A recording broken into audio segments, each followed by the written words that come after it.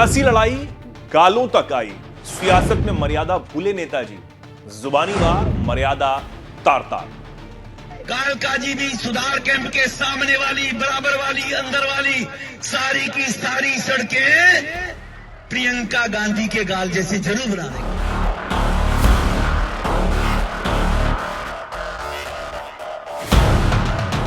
नमस्कार, बहुत स्वागत आप सभी का। मैं हूं आपके साथ चेतन पाठक और आप देख रहे हैं एनएमएफ न्यूज। दिल्ली में सियासी शोर परवान चढ़ने लगा है। राजनीतिक पार्टियां अपनी अपनी ओर से जनता के दिल में उतरने की भरपूर कोशिश में लगी हुई हैं। कहीं भूले बिसरे वादे अब पूरे हो रहे हैं तो कहीं नई नई घोषणाएं की जा रही हैं। समाज का कोई तबका, कोई वर्ग छूट ना जाए, महिला वोट बैंक पर भी पार्टियों की भरपूर नजर है। नजर तो ठीक है, लेकिन नजरिया थोड़ा खराब होने लगा है और सियासत की ये लड़ाई महिला पर पर्सनल अटैक तक आ चुकी है। हम बात कर रहे हैं बीजेपी के पूर्व सांसद और दिल्ली की कालकाजी विधानसभा सीट से बीजेपी उम्मीदवार रमेश बिदूड़ी की। दरअसल रमेश बिदूड़ी की एक वीडियो सामने आई है जिसमें वो कहते हुए नजर आ रहे हैं कि वो कालकाजी की सड़कों को प्रियंका गांधी के गालों जैसा बनाएंगे। कालकाजी भी सुधार कैंप के सामने वाली, बराबर वाली, अंदर वाली सारी की सारी सड़कें प्रियंका गांधी के गाल जैसे जरूर बना देंगे। लालू ने कहा था बिहार में कि बिहार की सड़कों को मैं हेमा मालिनी जी के गालों जैसे बना दूंगा। लालू ने झूठ बोला था, नहीं बना पाया, लेकिन मैं आपको विश्वास दिलाता हूं, जैसे ओखले की सड़कें हमने बना दिए, संगम बिहार की सड़कें बना दिए, इसी प्रकार से कालकाजी भी सुधार कैंप के सामने वाली, बराबर वाली, अंदर वाली सारी की सारी सड़कें प्रियंका गांधी के गाल जैसे जरूर बना देंगे। प्रियंका गांधी पर अमर्यादित टिप्पणी करते वक्त रमेश बिदूड़ी ये भी भूल गए कि इस टिप्पणी से उन्होंने न सिर्फ प्रियंका गांधी का बल्कि हेमा मालिनी का अपमान भी किया है। उनके बयान को सुने तो उन्होंने प्रियंका के साथ हेमा मालिनी का भी जिक्र किया, भले ही इसके लिए उन्होंने लालू की पुरानी टिप्पणी को आधार बनाया हो। वहीं प्रियंका गांधी पर विवादित टिप्पणी के बाद रमेश बिदूड़ी चौतरफा घिर गए। कांग्रेस ने रमेश बिदूड़ी के विरोध में उनका पुतला फूका तो पवन खेड़ा ने उन्हें घटिया मानसिकता का आदमी करार दिया है। वहीं कालकाजी से रमेश बिदूड़ी की प्रतिद्वंदिता और कांग्रेस उम्मीदवार अलका लांबा ने तो बीजेपी को उम्मीदवार ही बदलने की सलाह दे दी कि मैं कालकाजी में लगातार लोगों के बीच में हूँ। एकदम से एक वीडियो आता है और बिल्कुल हर घर, हर परिवार, हर महिला देख रही है और वो उसमें भाजपा के जो पूर्व सांसद यहाँ से कल ही उम्मीदवार घोषित किया है रमेश बिदूड़ी जी को, उनका बयान आता है। विकास के ऊपर बात आप भी करिए, हम भी करेंगे, लेकिन विकास के साथ आप क्या कह रहे हैं कि कालकाजी की सड़कें प्रियंका गांधी के गालों जैसी बना देंगे। कौन है प्रियंका? रमेश बिदूड़ी जी की माँ बहन बेटी है? नहीं, वो किसी और की माँ बहन बेटी हो सकती है और आप इस तरह से अपमान करेंगे महिलाओं का ये कह के।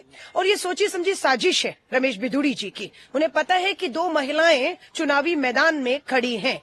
महिलाओं के लिए अपमानजनक शब्द कहिए, अपमानित करिए, हताश निराश करिए, महिलाएं घर से ना निकल पाए, क्योंकि महिलाएं निकलेंगी, अपनी सुरक्षा, महंगाई के मुद्दों पर सवाल पूछेंगी। इसलिए सोची समझी साजिश के तहत इस तरीके का बयान दिया जाता है जो आपत्तिजनक है, अपमानजनक है, जिसे कतई भी बर्दाश्त कोई भी नहीं करेगा। भाजपा विशुद्ध महिला विरोधी पार्टी है। जो उनके पूर्व सांसद और अब कालकाजी से विधानसभा प्रत्याशी हैं रमेश बिदूड़ी जी ने, जो उन्होंने प्रियंका जी के संदर्भ में बयान दिया है, वो उनकी कुत्सित मानसिकता दिखाता है, लेकिन यही असली भाजपा का चाल चरित्र और चेहरा है।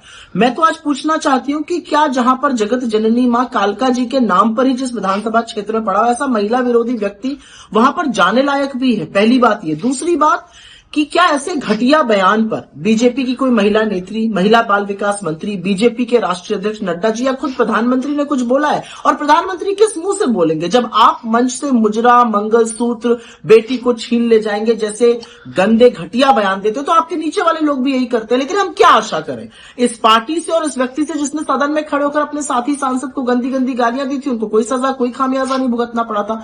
मेरा अपना मानना है कि ये सिर्फ प्रियंका जी का नहीं, ये पूरी आधी आबादी की इज्जत का, उनके सम्मान का मामला, और बीजेपी के शीर्ष नेतृत्व को इंक्लूडिंग रमेश बिदूड़ी को माफी मांगनी चाहिए। कांग्रेस के साथ साथ आम आदमी पार्टी ने भी रमेश बिदूड़ी के बयान का विरोध किया है।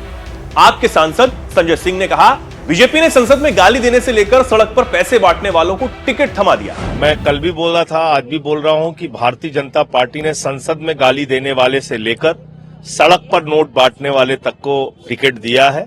इस व्यक्ति के बारे में तो बीजेपी जानती थी कि इसने संसद में गाली दिया था, बावजूद इसको टिकट दिया।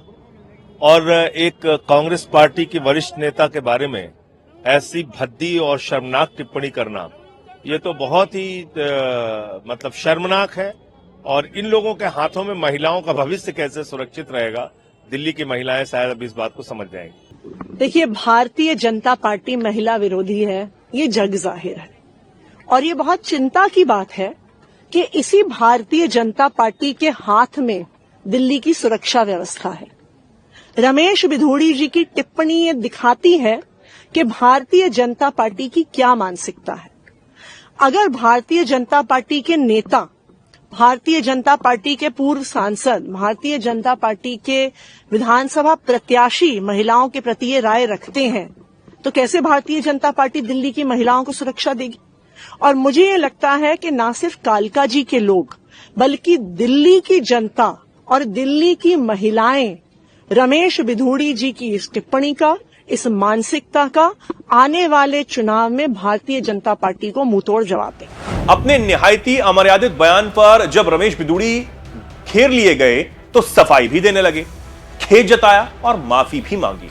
उन्होंने एक्स प्लेटफॉर्म पर पोस्ट कर लिखा, किसी संदर्भ में मेरे बयान पर कुछ लोग गलत धारणा से राजनीतिक लाभ के लिए सोशल मीडिया पर बयानबाजी कर रहे हैं। मेरा आशय किसी को अपमानित करने का नहीं था, परंतु फिर भी अगर किसी भी व्यक्ति को दुख हुआ हो तो मैं खेद प्रकट करता हूं। अपने पोस्ट में उन्होंने बीजेपी के राष्ट्रीय अध्यक्ष जेपी नड्डा और दिल्ली बीजेपी अध्यक्ष वीरेंद्र सचदेवा को भी टैग किया है, जिसका मतलब साफ है, माफी का दबाव ऊपर से ही आया था।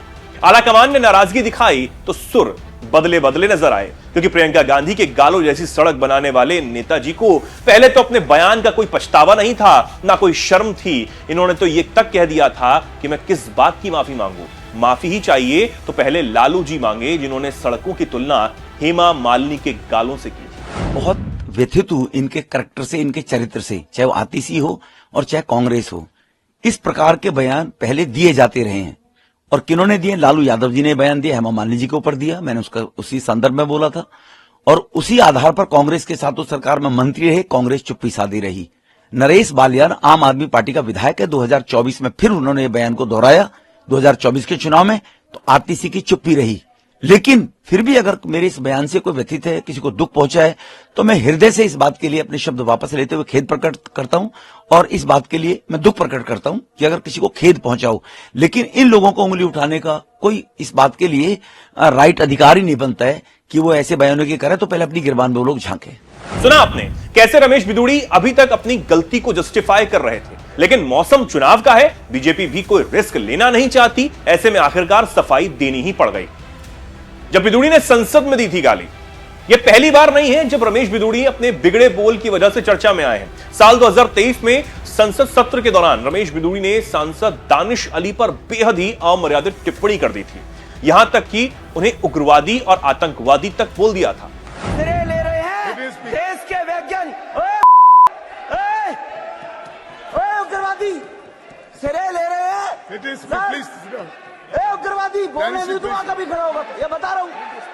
उग्रवादी कटवे सर, ये जो श्रेय अगर जाता है तो देश के प्रधानमंत्री को जाता है। दानिश अली जी प्लीज ये आतंकवादी है, उग्रवादी है, ये मुल्ला आतंकवादी है। बिधूड़ी सर, अभी मैं बताना चाहता हूँ, अधीर रंजन जी अभी शोर मचा रहे थे, लिस्ट पढ़ रहे थे। उस लिस्ट में अधीर रंजन जी जब लिस्ट पढ़ रहे थे 1975 में लेकर अभी तक, इसकी बात करते रहना जी, बाहर देखो इन बोलने को। बिधूड़ी के इस बयान के बाद लोकसभा चुनाव में उन्हें दोबारा टिकट नहीं दिया गया। माना जा रहा था कि बीजेपी आलाकमान उनके इस रवैये से नाराज था, इसलिए टिकट काट दिया गया। लेकिन विधानसभा में उन्हीं रमेश बिधूड़ी को फिर से मौका दिया गया है।